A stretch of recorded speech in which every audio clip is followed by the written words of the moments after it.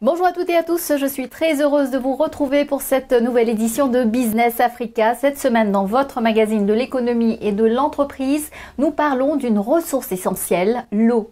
Et nous faisons le point sur les pannes d'Internet avec Pierre Danginou. Il est l'un des représentants africains auprès de l'ICANN, l'organisation qui supervise la maintenance d'Internet. Mais tout de suite, voici les titres. Les planteurs de café d'Ouganda veulent intégrer le top 3 des exportateurs mondiaux et ils s'en donnent les moyens. Nos exportations sont en forte croissance. L'année dernière, nous avons pu exporter plus de 6 millions de sacs de 60 kg.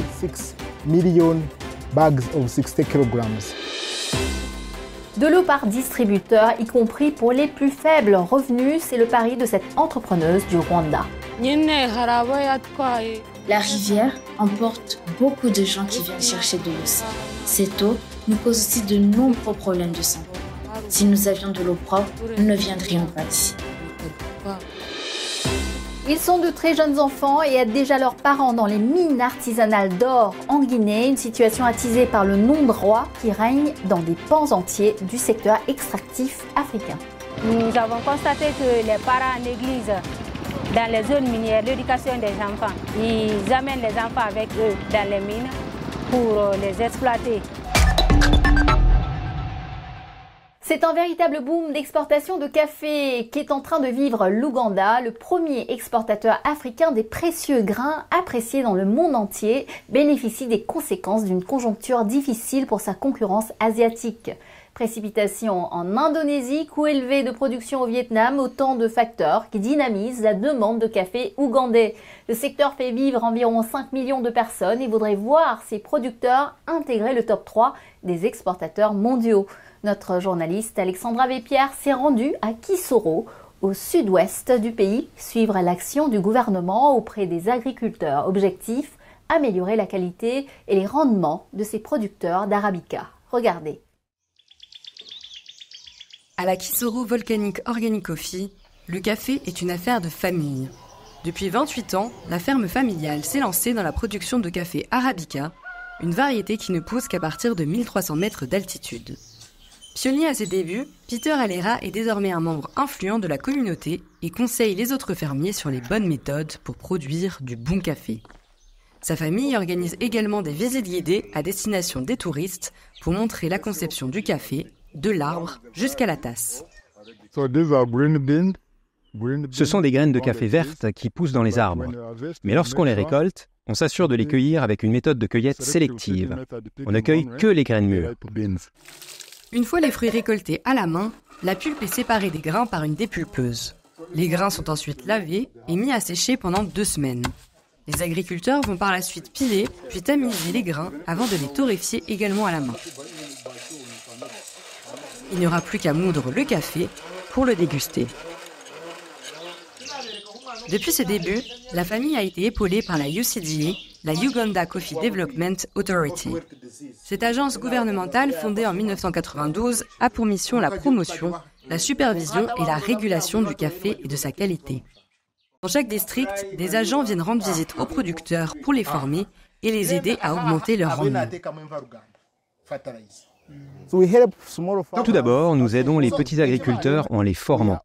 Nous les aidons également en leur fournissant des intrants. Les agriculteurs qui souhaitent planter plus de café reçoivent des semences et des fongicides pour lutter contre les maladies. Nous leur donnons aussi des engrais afin de les encourager à améliorer la fertilité de leur sol. L'agence fournit également du matériel si nécessaire et réalise des analyses des sols. En parallèle, l'organisation gouvernementale de recherche scientifique NERO tente de développer de nouvelles variétés de café, toujours pour améliorer la qualité et la robustesse des grains. Nos exportations sont en forte croissance. L'année dernière, nous avons pu exporter plus de 6 millions de sacs de 60 kg. Par rapport à ce que nous avions l'habitude, c'est-à-dire moins d'1 million, nous avançons donc avec l'autorité de développement du café de l'Ouganda.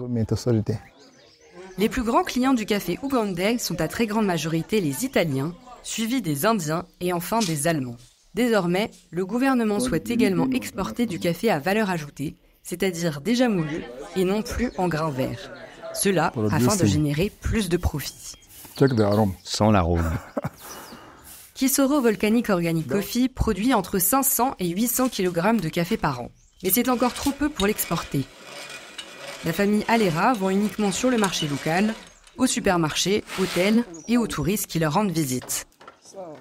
Mais les producteurs de la région de Kisoro se sont réunis en collectif dans l'espoir de bientôt exporter. Nous avons une association qui regroupe de nombreux agriculteurs et nous encourageons d'autres agriculteurs à planter, car nous avons besoin de beaucoup de production. En effet, si nous sommes peu nombreux, nous ne pourrons pas produire tout ce qu'il faut pour exporter. Mais si nous sommes très nombreux, nous pourrons au moins réserver un conteneur et exporter, ce qui profitera à la communauté. Mais les productions deviennent de plus en plus variables. Ces 4 dernières années, les récoltes ont été très faibles, notamment à cause du dérèglement climatique. Pour compenser, les producteurs doivent mettre en place des méthodes pour protéger leurs arbres et privilégient les cultures intercalaires, c'est-à-dire l'association de plusieurs cultures dans un même champ. Cette méthode permet également de préserver leur sécurité alimentaire. En général, lorsque vous plantez des caféiers, vous devez fournir de l'ombre à l'aide de plantes d'ombrage.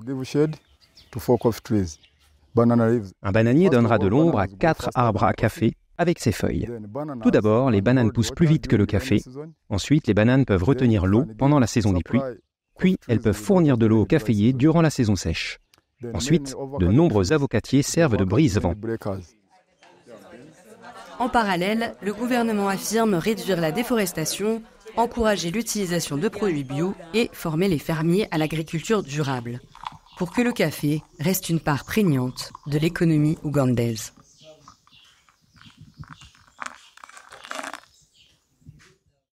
Humilité et transparence, ce sont les premiers mots du nouveau président du Sénégal, Bassirou Diomaye Faye. L'ex-inspecteur des impôts de 44 ans est arrivé confortablement tête du scrutin présidentiel après avoir été adoubé par le leader de l'opposition, Ousmane Sonko. C'est en favori de la jeunesse du pays, mais les investisseurs internationaux sont plus mitigés. Alors que le Sénégal est sur le point de devenir un nouveau gros producteur de gaz et de pétrole, le nouveau président a annoncé vouloir réviser les contrats conclus dans le secteur. Il s'est aussi interrogé sur la pertinence pour le Sénégal de continuer à utiliser le franc CFA qui est arrimé à l'euro.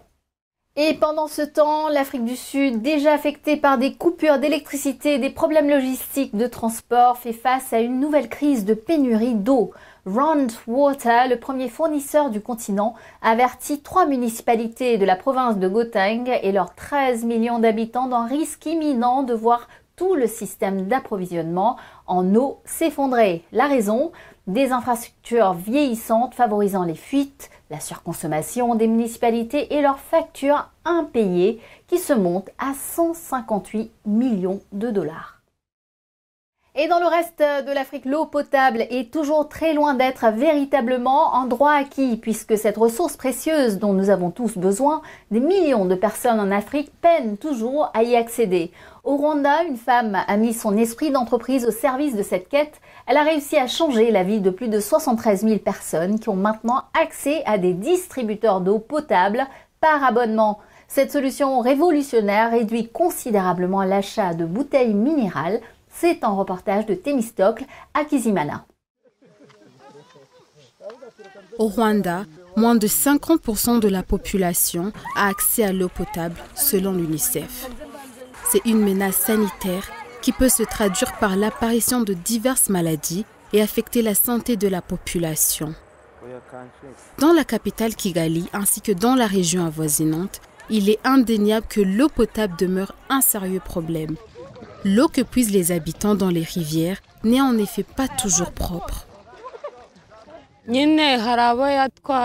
La rivière emporte beaucoup de gens qui viennent chercher de l'eau sale. Cette eau nous cause aussi de nombreux problèmes de santé. Si nous avions de l'eau propre, nous ne viendrions pas ici. Yvette Ishimwe, 25 ans, est la fondatrice d'Iliba Water Group, une start-up qui fournit de l'eau potable aux communautés rurales et urbaines. Elle a installé des kiosques à eau et vend des filtres pour remédier à la pénurie d'eau potable.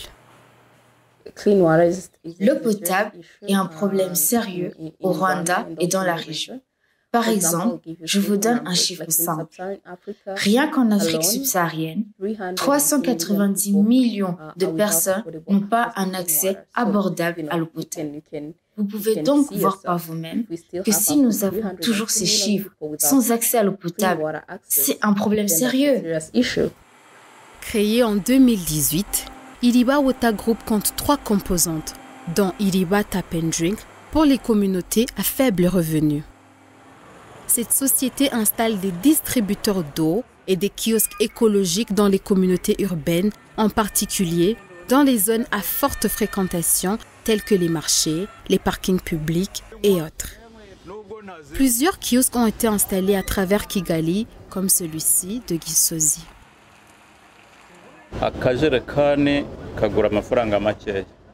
Je fais un travail dur. Et un petit jerrycan d'eau que je consomme chaque jour coûte peu d'argent par rapport à l'eau minérale. Et puis, nous constatons que notre santé s'est beaucoup améliorée depuis que nous avons commencé à boire cette eau. Nous remercions donc le propriétaire de ce commerce de nous permettre d'étancher notre soif. La déshydratation et les difficultés à trouver de l'eau potable dans plusieurs établissements scolaires sont des problèmes pour lesquels Iliba a aussi trouvé une solution. En effet, en passant par sa filiale Iliba Tap and Drink, l'entreprise a choisi d'installer des distributeurs d'eau dans les écoles. Chaque élève, après avoir payé un abonnement trimestriel d'environ $2, bénéficie d'un accès illimité à l'eau potable fournie par Iliba Water Group. Avant, j'avais tout le temps des problèmes de santé à cause de l'eau sale que nous buvions ici. Maintenant, nous ne craignons plus rien. Les diverses actions entreprises par Yvette Ishimwe et sa start-up Iliba Water Group ont permis d'augmenter de manière significative l'accès à l'eau potable des plus démunis. Quand je vois les personnes à faible revenu, qui sont notre cible, ces gens qui font la queue un par un, qui viennent chercher de l'eau, oui, je me sens très satisfaite. C'est une expérience merveilleuse. C'est quelque chose de vraiment très bien qui m'encourage à me lever un autre matin pour aller de l'avant afin que plus de gens aient accès à l'eau potable. À travers son initiative, Yvette Ishimwe a déjà amélioré le quotidien de pas moins de 74 500 personnes, tout en employant déjà 590 travailleurs. Elle poursuit ses efforts car elle a pour objectif de totalement satisfaire la demande en eau potable sur le marché rwandais. Un complément à l'action du gouvernement local qui vise à une meilleure conservation de l'eau grâce à des infrastructures de stockage d'eau potable.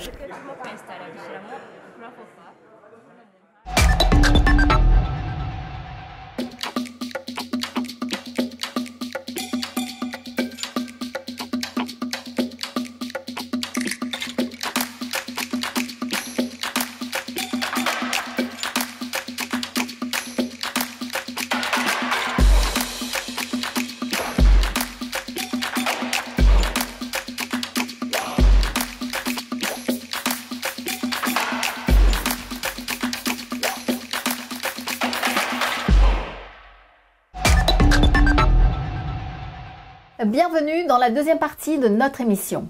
Si vous résidez dans l'ouest du continent africain, vous avez certainement constaté des ralentissements et des coupures d'Internet. Ces perturbations étaient liées à 4 câbles sous-marins défectueux, mais la bonne nouvelle, c'est que les opérateurs ont réussi à améliorer la situation pour des millions d'Africains. Certains ont fait transiter le trafic par le Brésil et d'autres par des câbles terrestres. Pour faire le point sur les réparations en cours et les leçons à tirer de cet incident, notre journaliste Euloge Aïdasso a rencontré à Cotonou au Bénin Pierre Danginou, un expert. Il est vice-président pour l'Afrique de l'ICANN, que l'on appelle aussi le gouvernement d'Internet. Regardez. Pierre Danginou, bonjour. Bonjour.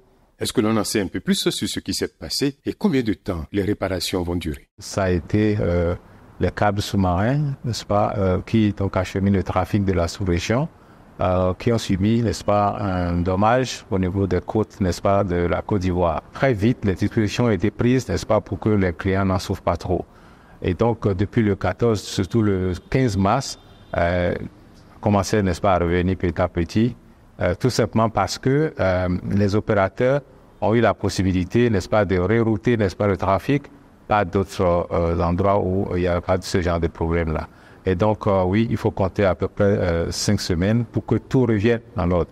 Mais bon, il y a des pays où ça ira plus vite. Mais le plus important, c'est que les bateaux câbliers, n'est-ce pas, qui s'occupent de la maintenance, arrivent à temps et fassent le travail très rapidement.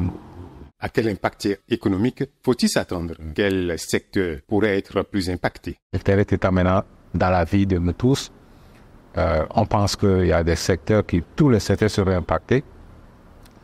Maintenant, à quel niveau, à quel degré, on ne peut pas encore vous donner des chiffres parce qu'il faut du temps pour faire tout ceci. Mais on sait que les plus gros secteurs, que ce soit le secteur financier, les banques seront touchées, et le gouvernement, au niveau de nos systèmes d'information, les services qu'on donne, puis de tout ce qui communique sur Internet, tout ce qui est commerce électronique sur Internet, vous savez, aujourd'hui, c'est quand même des millions et des millions de dollars. Donc, tout ceci, voilà, va impacter.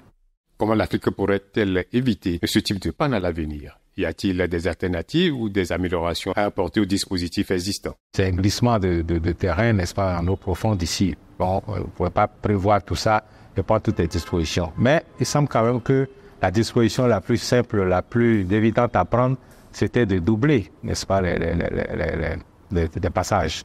Donc, cela veut dire qu'il faut avoir davantage, certainement, de câbles pour pouvoir, n'est-ce pas, faire jouer la redondance dès qu'il y a un problème. Mais ça appelle aussi quelque part quand même des questions sur la stratégie même. C'est-à-dire quelle est la stratégie que les Africains ont par rapport à ce trafic, n'est-ce pas, des données. Mais c'est très important, les données. Et il ne faut pas oublier, la plupart des câbliers, la plupart des gens qui gèrent aussi ces câbles-là sont encore ceux qui sont dans ce qu'on appelle le cloud. Donc, ça veut dire que nous avons beaucoup de données aujourd'hui. Comme on a des données massives, on les garde, n'est-ce pas, dans les clouds, donc Internet, ciel ouvert, et puis aussi dans des data banks, en fait, c'est-à-dire que des banques de données. Et donc, ça fait partie des choses où l'Afrique doit beaucoup investir, n'est-ce pas, pour garder, n'est-ce pas, les données dans un warehouse qui soit au niveau en Afrique aussi, pas tous à l'extérieur. Donc, ça aussi, ça peut être toute une stratégie qu'il faut bâtir. Et puis, des stratégies de multiplication des accès. Vous pensez aux satellites? Ceux qui ont lancé, n'est-ce pas, les satellites, donc qui ont donné la possibilité d'avoir un accès satellitaire, ont gagné. Parce que beaucoup aussi ont dû s'adresser à eux, puisque au niveau satellitaire, il n'y avait pas de problème. Donc, mais quand on a un pays qui a un maillage de ces différentes technologies-là, je crois que oui, on sera au-dessus de ces problèmes-là. Vous avez les liaisons satellitaires. Pour ne pas donner son nom, Starlink, par exemple, qui est en train de s'installer en Afrique maintenant petit à petit, je passe 7 pays sur les 54 aujourd'hui. C'est très important. Donc, il y a aussi, n'est-ce pas, cette sorte de ce qu'on appelle la souveraineté numérique, n'est-ce pas, des pays. Ça pose aussi cette question-là quand même. Parce que si vous voulez être souverain numériquement, ça veut dire que vous devez maîtriser, en tout cas, toutes les parties, n'est-ce pas, de cette économie-là. Nous en sommes là. Et je crois que c'est une leçon à retenir et certainement des actions vont être menées d'ici là par les gouvernants et le secteur privé aussi. Merci beaucoup, M. Pierre Dandino. C'est moi. La guerre qui se poursuit au Soudan entre les forces armées et l'organisation paramilitaire RSF compromet sérieusement les exportations de pétrole. Un défi de plus pour le Soudan du Sud, dont c'est la principale source de revenus. Le ministère de l'Énergie et du Pétrole du Soudan a écrit aux principaux producteurs opérant dans la région. Il les a avertis que les dommages aux oléoducs et la fermeture de certaines stations de pompage en raison des combats rendent le transport du pétrole du Soudan du Sud vers Port-Soudan quasi impossible jusqu'à nouvel ordre. La traçabilité de l'or va-t-elle s'améliorer? La question s'est posée la semaine dernière à Londres où le LBMA, l'association des professionnels du marché des métaux précieux, tenait une conférence. Cette organisation professionnelle mondiale supervise et encadre les marchés de l'or et de l'argent. Elle vient juste de lancer une initiative pour soutenir l'intégration de l'exploitation minière artisanale dans la chaîne d'approvisionnement mondiale, légitime en or par l'intermédiaire de ses 66 raffineurs accrédités. L'ONG Swiss Aid l'avait récemment épinglé pour son laxisme supposé par rapport aux sources d'approvisionnement africaines du métal précieux. Et pour mieux comprendre les raisons de cette exigence de traçabilité, je vous propose maintenant de nous rendre en Guinée, le 5e producteur d'or africain, pour ce dernier reportage. Sur place, la ruée vers l'or entraîne toute une population précaire à s'essayer à l'orpaillage. Mais derrière cette fièvre de l'or, on trouve aussi des enfants qui sacrifient leur éducation pour des pioches et des pelles. Certaines ONG locales se battent pour changer la donne. C'est un reportage de Sayon Kourouma dans la région de Sigiri, au nord-est de la Guinée. Aux abords de cette mine d'or, une scène surréaliste. Un petit garçon à peine âgé de 4 ans pioche aux côtés des adultes. Mais comment fais-tu pour être si fort? Il faut rentrer chez toi. Le vieux, comme il est surnommé, n'a jamais fréquenté un chemin de l'école. Tout au long de la journée, il travaille aux côtés de sa mère, espérant trouver de l'or pour améliorer leurs conditions de vie. Malheureusement, après une journée entière de labeur, ils n'ont pas extrait plus d'1 décigramme d'or. Si vous revendez ce décigramme, ça vous rapporte combien? Un décigramme, ça nous donne 4 €. Une fois la nuit tombée, et à la lueur des torches, le vieux et sa mère vendent leur maigre récolte d'or pour se procurer de quoi manger. Cette triste réalité n'est pas unique. Dans ces régions minières de Sigiri, dans le nord-est de la Guinée, beaucoup d'enfants vivent les mêmes réalités. Selon l'ONU en Guinée, 68% des enfants travaillent dès l'âge de 7 ans. Un grand nombre d'entre eux abandonnent généralement l'école pour rejoindre les mines, où ils sont exposés à des conditions dangereuses pour leur santé et leur sécurité. Leurs mains fragiles manient des outils lourds et leurs rêves d'avenir s'estompent dans la poussière des mines. Pourtant, certains enfants, comme Sira, aspirent toujours à l'éducation. Je veux vraiment aller à l'école, car cette mine est très éphémère. En plongeant dans la réalité des mines, nous avons échangé avec ce responsable de l'exploitation artisanale. Ici, malgré la volonté de lutter contre l'exploitation des enfants, les défis restent complexes. La complexité de la situation et la précarité des familles entravent la mise en place de mesures efficaces. Beaucoup d'enfants viennent dans les mines. Interdire la présence des enfants pourrait causer des problèmes. Les chefs des mines artisanales ne souhaitent pas voir de jeunes enfants travailler ainsi, mais nous n'avons pas le choix. L'exploitation des enfants pose un dilemme pour certaines familles. Pour cette dame, malheureusement, l'éducation n'a toujours pas conduit à une meilleure vie pour les aînés de ses enfants.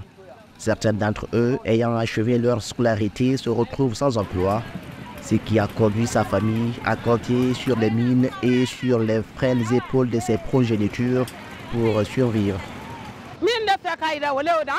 Nous vivons des mines. Si nous empêchons nos enfants de travailler dans les mines et qu'ils ne trouvent pas d'emploi après l'école, à quoi servent les études? Malgré la sombre réalité des mines, une lueur d'espoir émane d'une organisation non gouvernementale déterminée à apporter un changement significatif. Nous avons constaté que les parents négligent dans les zones minières l'éducation des enfants. Ils amènent les enfants avec eux dans les mines pour les exploiter d'une certaine manière. Donc pendant les périodes scolaires, les enfants doivent partir soit à l'école ou bien dans les centres de formation pour préparer leur avenir. C'est pourquoi nous sommes là aujourd'hui. Nous avons suivi ce jour-là cette équipe alors qu'elle se rend dans les villages avoisinants pour sensibiliser les parents sur l'importance de l'éducation. Ayez pitié de ces enfants. Commencez à les envoyer à l'école ou donnez-leur un métier. L'or n'est pas éternel, parce qu'au moment où vous serez fatigué, eux pourront vous prendre en charge. Nous sommes là pour vous transmettre ce message. Selon l'ONG Humanium qui se bat pour les droits des enfants, seulement la moitié des enfants guinéens accèdent à l'enseignement secondaire, tandis que 73% d'entre eux sont engagés dans un travail avant même d'atteindre la majorité légale. Et les filles représentent la majorité écrasante de ces cas. Ces statistiques soulignent la nécessité d'une action concertée pour changer la trajectoire de ces jeunes filles et leur offrir des perspectives plus prometteuses. Et voilà, Business Africa, c'est fini pour aujourd'hui. Je vous retrouve la semaine prochaine, même chaîne, même heure pour Initiative Africa. Nous recevrons Molemo Moila, une artiste et chercheuse basée à Johannesburg qui travaille sur la question de la restitution du patrimoine africain que j'ai rencontré au Cap. En attendant, vous pouvez revoir cette émission sur notre site internet africaonion.com et nous suivre sur nos réseaux sociaux. N'hésitez pas à liker, partager et commenter en utilisant le hashtag Business Africa. Bonne semaine à tous et à la semaine prochaine.